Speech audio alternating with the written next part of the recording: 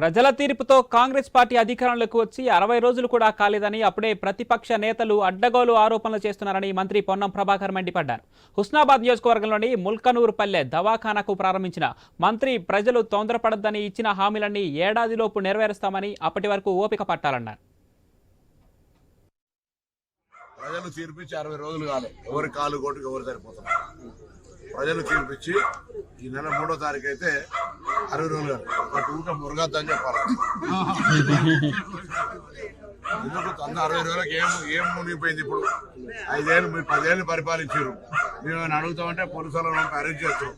ఇప్పుడు 60 రోజులు కాలే ఊరికి అసహనంగా మాకు 1% తేడా వచ్చింది, కేసీఆర్ ముఖ్యమంత్రి అవుతాడు, కారు షెడ్డుకి ఎవడడిగినా కారు ఎడికేదని మేము అడిగినాం.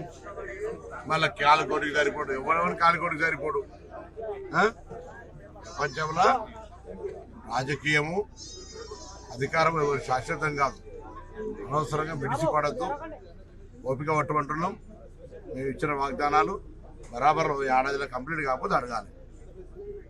ప్రజలు తీర్పిచ్చి 60 రోజులు కాలే, ఎవరి కాలు కోటుకు ఎవరు సరిపోతున్నారు. ప్రజలు తీర్పిచ్చి ఈ నెల 3వ తారీఖు అయితే 60 రోజులు ఒక టూట మురగద్దని చెప్పాలి. ఎందుకు 60 రోజులకు ఏం మునిగిపోయింది? ఇప్పుడు 5 ఏళ్ళు మీరు 10 ఏళ్ళు పరిపాలించారు. మేము ఏమైనా అడుగుతామంటే పోలీసులను అరెస్ట్ చేస్తాం. ఇప్పుడు 60 రోజులు కాలే ఊరికి అసహనంగా మాకు 1% తేడా వచ్చింది, కేసీఆర్ ముఖ్యమంత్రి అవుతాడు, కారు షెడ్డుకి ఎవడడిగినా కారు ఎడికేదని మేము అడిగినాం.